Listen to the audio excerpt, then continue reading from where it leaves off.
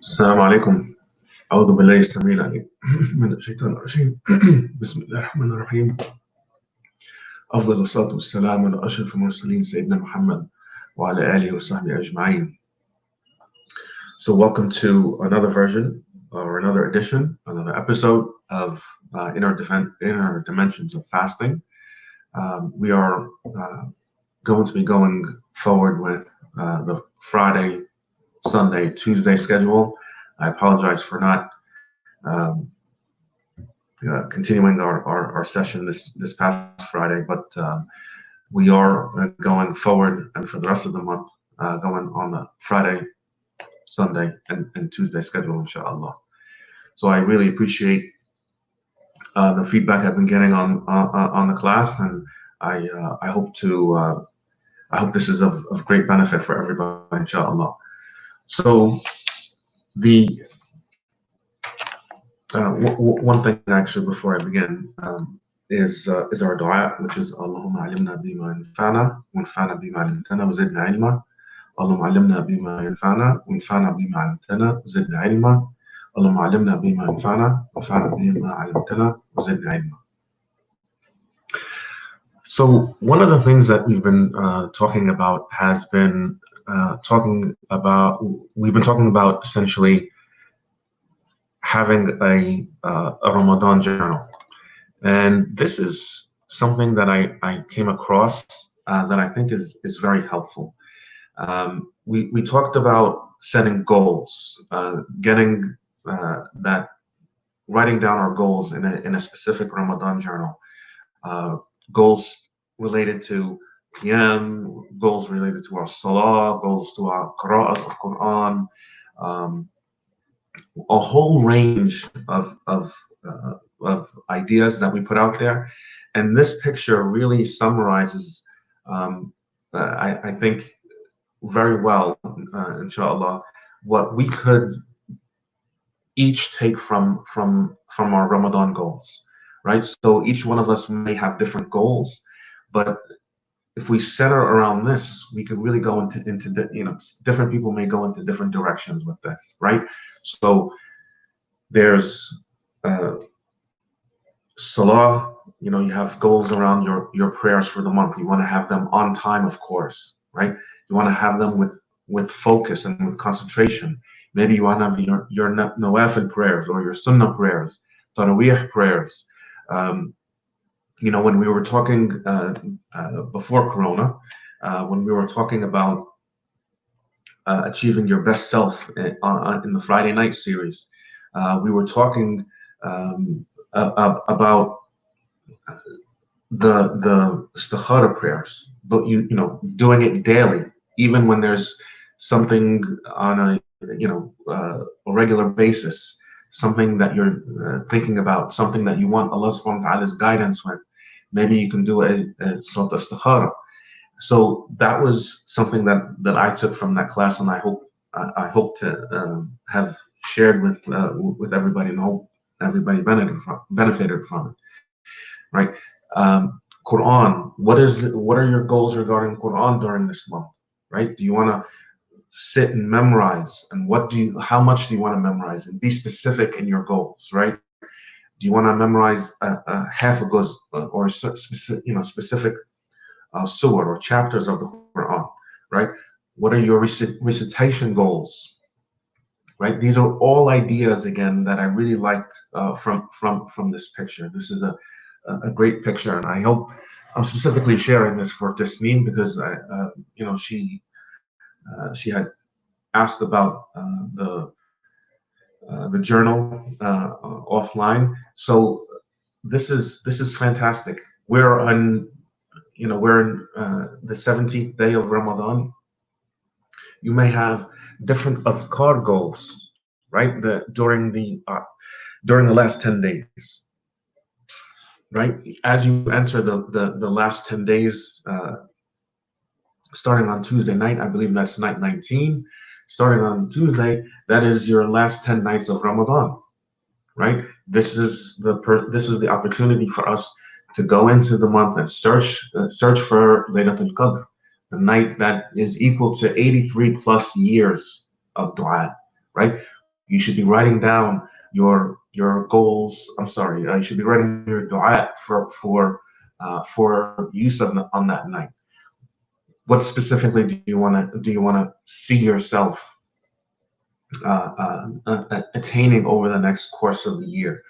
Um, so this is again a great example of something that we should all be getting now into the habit. Where again, we're in day 17. We want to instill these habits now, so that by the time we leave the month of Ramadan, and by the time we leave the 6 days of Shawwal, you want to have these habits ingrained upon you so that they're a routine now. Okay. Um, you want to refrain from exhibiting your anger or participating in vain talk, useless activities. You don't want to waste your time. You want to make your time beneficial and useful to yourself or to others, right?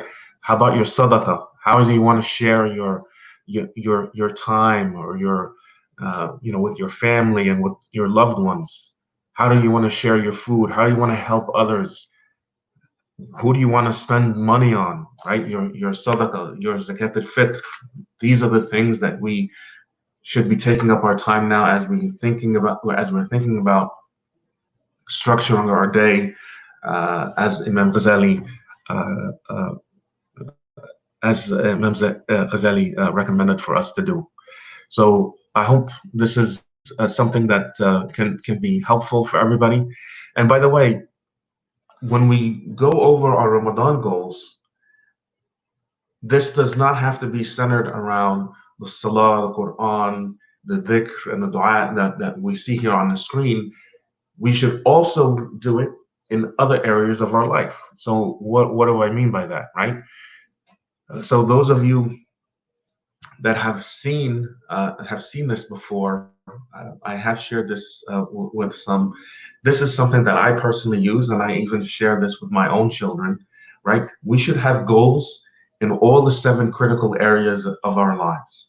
So you have personal, social, work and career, family, spiritual, financial, mind and intellect, physical and health goals. These are the 7 areas that make up our lives.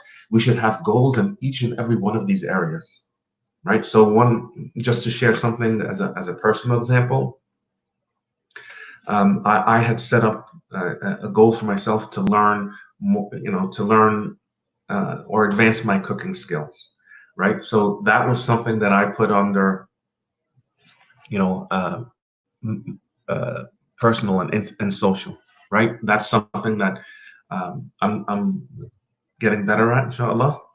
And we can ask our kids. You can ask my kids if that's actually true.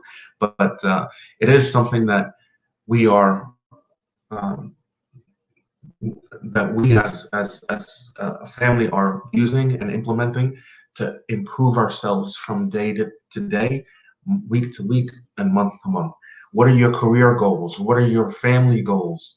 Spiritual goals, right? The spiritual goals during the month of Ramadan are special focus, right? So, for example, you can combine even between a couple of these different areas. So, I think in the last session, or maybe even in prior sessions, how a family should be praying together more, even more so during the month of Ramadan than they were prior to that, right? So, especially during this time of Corona, where the family is in large part at home, so why can't we take advantage of that and pray Dhuhr and Asr and Maghrib and Fajr and Isha and all the prayers together? And when you have prayer together, as-salah ta'allaf bayn al-qulub, it unites the hearts. So maybe those that were, that had a little resentment towards someone, or was upset at something, the salah helps cool that down and unites among the hearts. But you can actually use the goals that you're writing down for Ramadan. You can actually use them for other areas of your life. So it does not have to be specifically specifically spiritual, or does not have to be specifically focused on prayer or siyam. This is something you want to use to better yourself in every area of your life, inshallah. So I hope that's beneficial. I actually wanted to share another quote before we begin into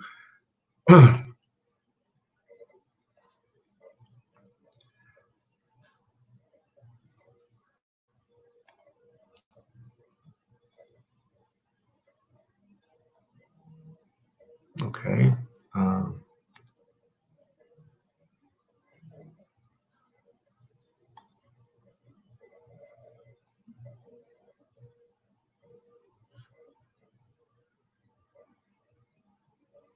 I see.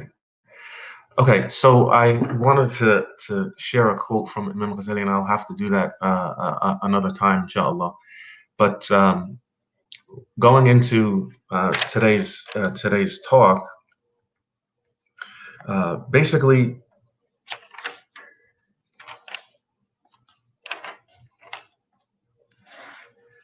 we went into the last time the 10 benefits of fasting, right? And during this session, we're going to go into the 4 degrees for breaking your desires of the stomach, right? So the first one that we talked about was uh, eating nothing but the permissible. Okay, so a lot of us today are we're eating.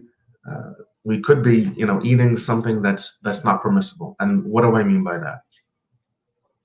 Well, uh, if you're not earning halal, if you're not earning money or living by halal means, right? Then um, your earnings will uh, since your earnings are not permissible and are not halal, that means whatever you're purchasing is also not halal. And then it was mentioned that Allah subhanahu wa ta'ala tayyib wa la yaqbal illa al-tayyib. Okay, meaning that Allah subhanahu wa ta'ala is pure and only accepts that what is pure. So for example, if you're now going to be making a dua and you're earning of that your earnings are not halal or not permissible, that dua will not be accepted. So that becomes now very important, that your means of earnings are halal, so that your dua gets accepted. Your food is now considered permissible to you. Your clothing is now permissible to you. Everything now is considered halal, and Allah subhanahu wa ta'ala accepts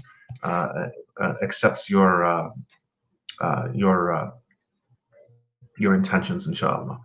So the 4 degrees to breaking the desires of the stomach. Number 1 is to make sure that your earnings are permissible and you're only eating that which is permissible, inshallah.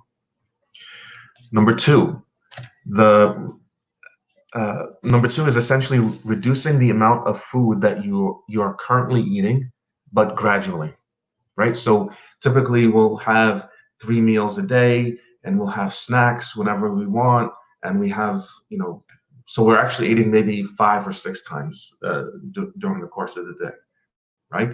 But if we're actually going to take that back gradually, we're not saying going from one extreme to the other, because that'll be very difficult for us, right? But what we are saying is you can actually limit the amount of food little by little, and then instead of eating 3 times a day, maybe you can go to 2 times a day. Maybe skip a meal. Okay, skip 1 meal a day is something that could help in breaking the desires of the stomach. So these are all pathways, avenues, suggestions for helping us break the desires of the stomach that we do have. because النفس لا تشبع. The nafs never gets satisfied. It'll always want more. So it's always going to more and more extreme. So the more you take that, you rein that in, the more you take control of that, you are in control of the nafs, and the nafs is not controlling you. So it becomes very important to do that. One other suggestion was to plan what you're going to eat. Right. So instead of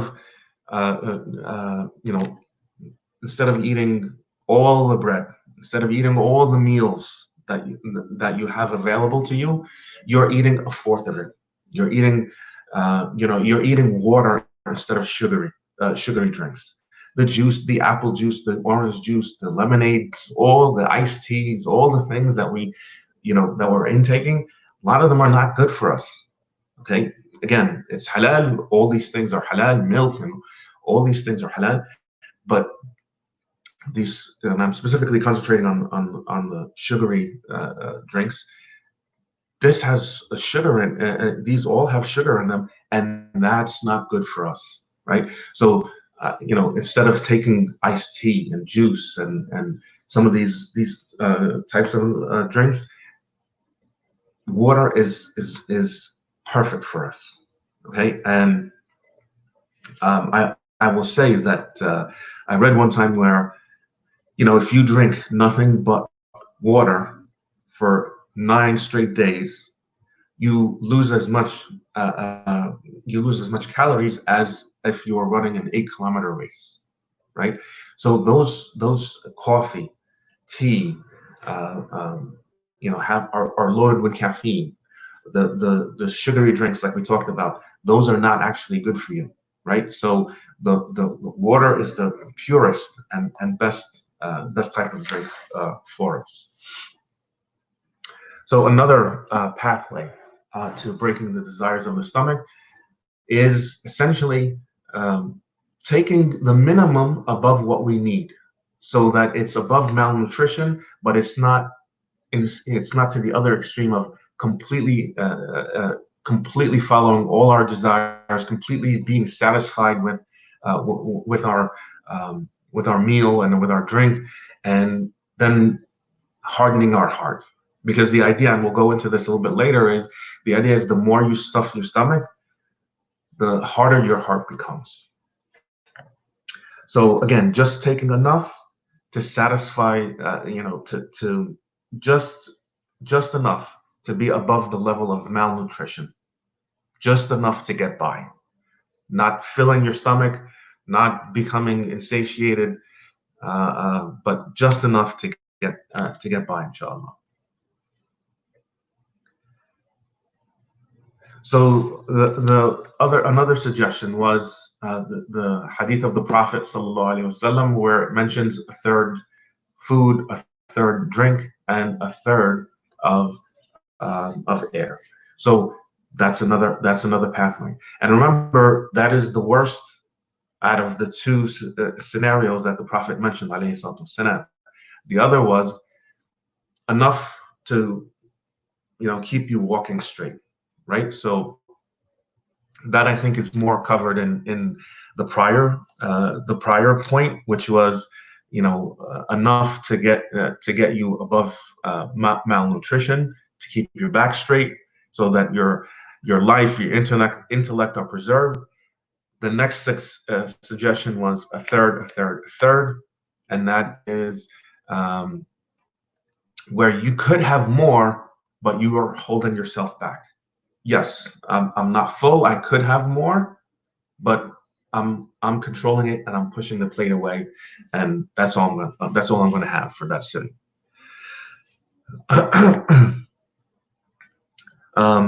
So we got into other areas where the Prophet ﷺ, for example, when he would have dinner, he would not have lunch, and when he would have lunch, he wouldn't have dinner. Right, so that is again going towards the idea of one meal a day, as opposed to the 3 meals that we have, plus the snacks, plus all the other types of meals that we have, and then becoming uh, uh, full with the desires of the stomach. Um, Now, so it's also noteworthy that the point here is that the subhanallah, when we fill our stomachs, we're actually inflating our ego and we're hardening our hearts. So it's actually getting us more attached to this dunya, and it's getting us so comfortable with the adornments of this world. It's so much that you don't want to even leave it, right? And that's not the focus of the mu'min. The focus of the Muslims are supposed to be on the greater reward of the hereafter.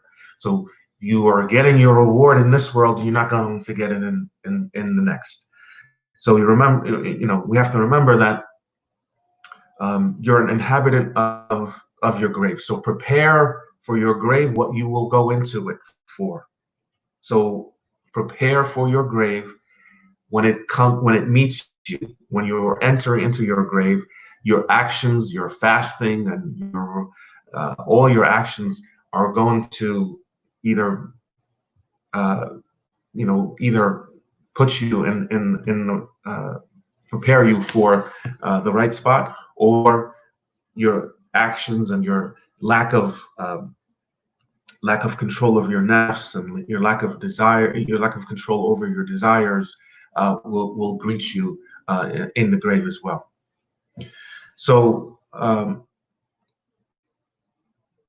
we also as I was going through this workshop, we also came across how meat at the time of the Prophet ﷺ used to be an extraordinary meal. It used to be, when you go out for, today, if you were to go out and have an extraordinary meal or a special meal, it wouldn't include meat today, or it's typically, I'm sorry, it would include meat, but back then they used to eat meat every 40 days or so, right? So it was an extraordinary occasion when they had to eat meat.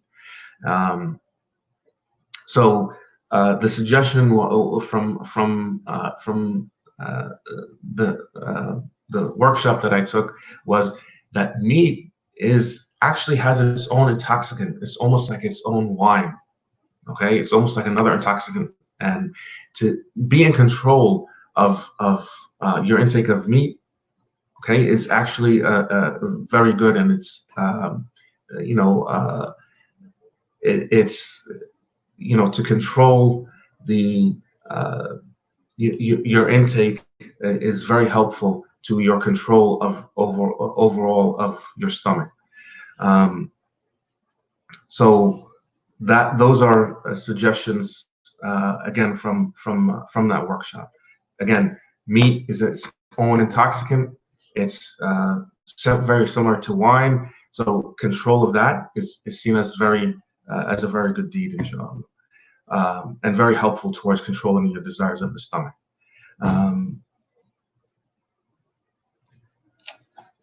One other suggestion, do not satisfy two desires at the same time, because that will then help the heart become heedless. So what does that mean? So if I'm going to eat and then go to sleep, that's coming now across two desires, because I've eaten to my fill, and then I'm going to go to sleep, and now that helps the heart become heedless, right? So never go to sleep on a full stomach. That's the suggestion. And then they're actually telling us to eat, for the last meal of the day should be 3 to 4 hours before you go to sleep.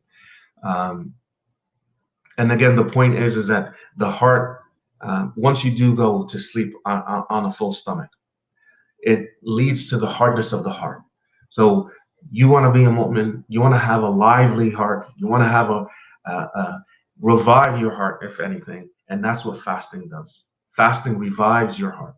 So please, again, keep in mind that you want to certainly take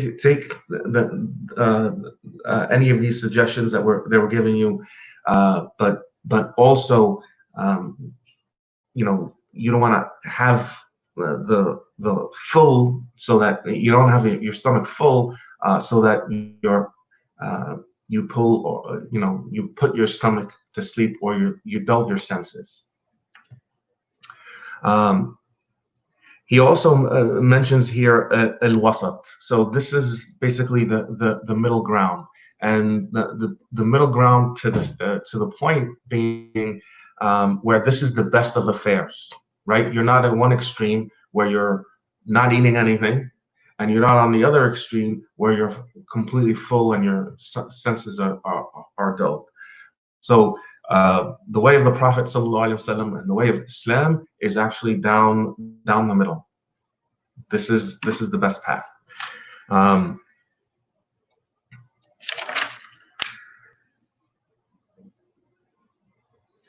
So here, when we're this is also something that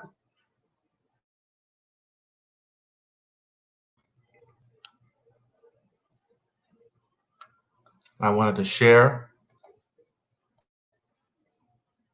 And this hadith is on the Messenger sallallahu alaihi wasallam, where he says, "I will not."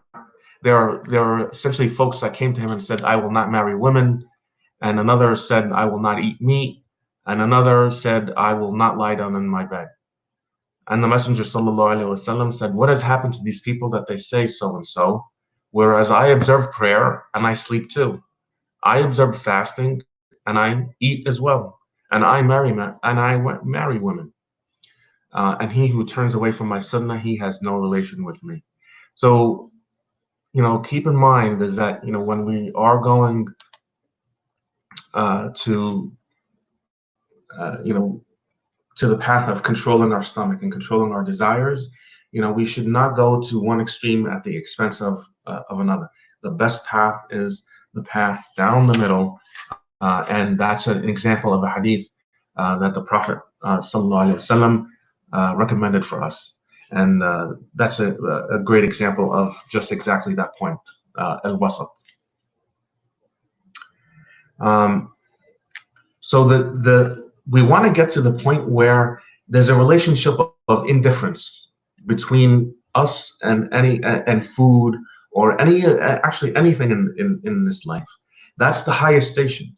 We don't want to be too attached to it, and we don't want to be, have our senses dulled, or we don't want to have our desires controlling us. So this actually leads to another point, and it's about riyat. And riyat is more related to showing off, if I were to translate it into English. So ostentation, and this is really actually the worst of all desires. It's even worse than the desires of the stomach. It's worse than desires, desires for intimacy, and so on and so forth. The desire of a riyat, showing off, because this is actually the most dangerous. And we went over the hadith in a prior session, where who are the first three people that will be called on the day of judgment to be judged, and it's the qari, it's the alim, and it's the mujahid. Okay, so these people are the first to be called, and they're asked on the day of judgment, "Why did you do so and so?" And they say, "Oh, I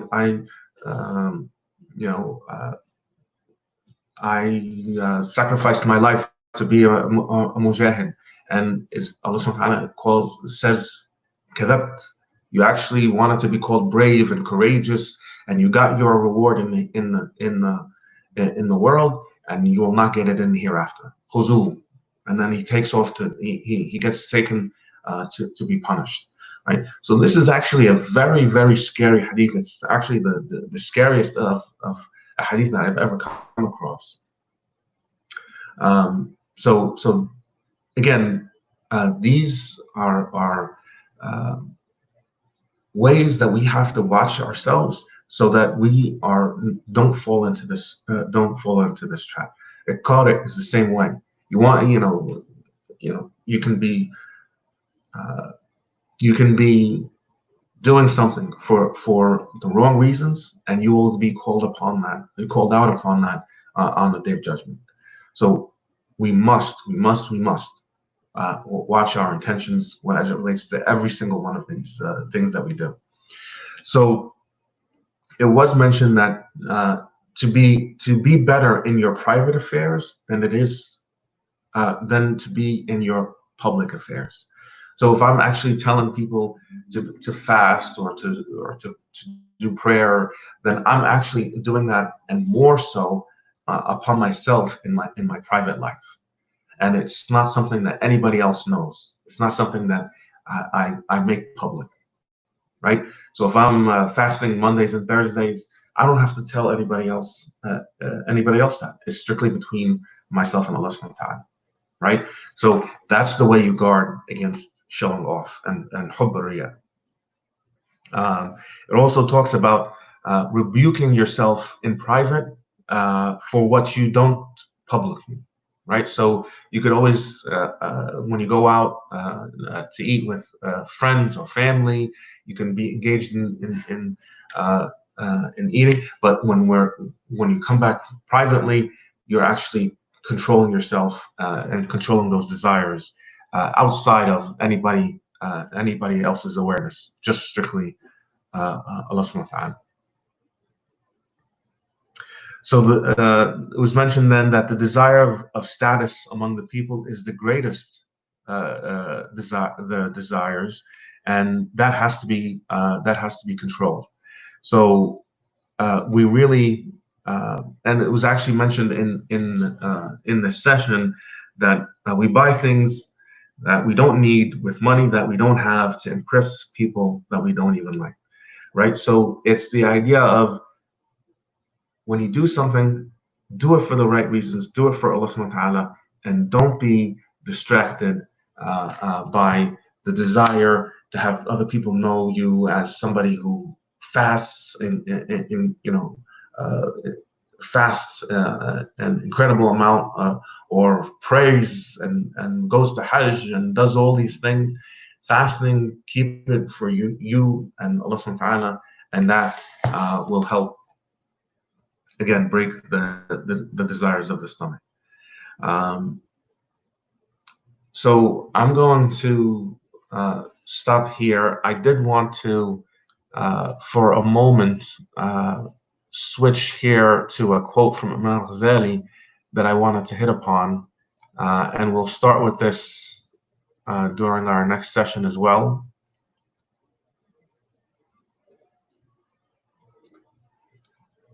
And if you can just bear with me while I pull up this quote, I'd appreciate it.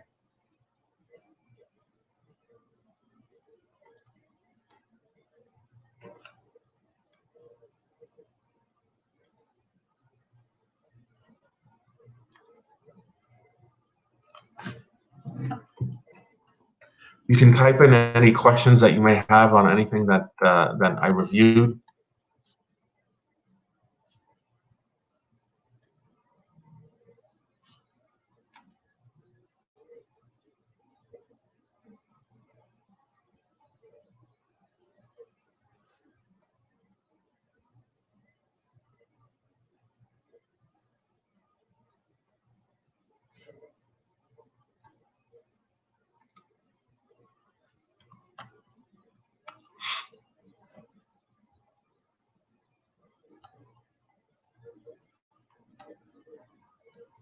Okay, here is the quote. So I'm going to share my screen. I was able to find it, alhamdulillah.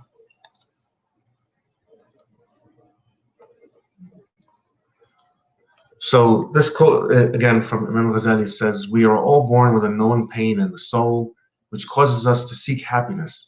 But most of us seek substitute pleasures deriving from the body, which cannot resolve a pain that is essentially spiritual."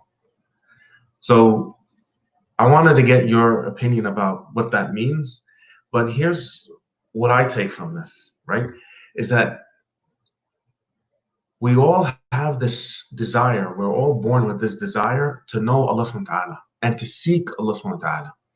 And whatever we do to pursue this, whatever we do to pursue our pleasures physically, it will not fill in that void. It's a pursuit in vain, and it's a pursuit that will will never be satisfied. So what we have to do is control those physical pleasures, control those physical pleasures, and that what happens is that what we're actually looking for is a spiritual a spiritual high or a spiritual joy, and that comes from or I should say it's helped by fasting. That is something that we can achieve through the avenue of fasting.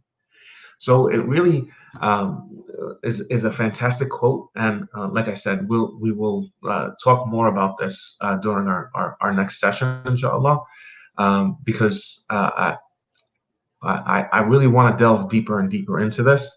It's a fantastic quote, and again, Imam Ghazali says we are all born with a knowing pain in the soul, which causes us to seek happiness, but we're looking for that happiness in physical. In the physical body, and it just can't be. And here it's a vicious cycle where we're pursuing that, and I think we get distracted by food and all these physical desires when it's really something that can be fulfilled spiritually through the avenue of fasting. So Jazakumullah khair. We keep taking the wrong medicine. Yes, Sister Marwa with a comment. We keep taking the wrong medicine. This is so true. So the right medicine is so this is Allah's path of reminding us to take the right medicine, right? And don't forget, or we should all remember that الإنسان كلمة الإنسان in Arabic, the root word of insan is nasi. So we are very forgetful. So Allah subhanahu wa ta'ala reminds us that you can't fill this void, this knowing pain in the soul that Imam Ghazali speaks about. You can't fill this void through physical pleasures like food. Okay, it has to be resolved through fasting, through the remembrance of Allah subhanahu wa ta'ala. These are all things that Allah subhanahu wa ta'ala will fill that void within ourselves with. So thank you for that comment, Sister Marwa. Jazakumullah khair. Again, we're going to hit upon this because there's a lot to say about this, but we're at 40 minutes again, and I really want to keep to that level. So I don't want to exceed 40 minutes.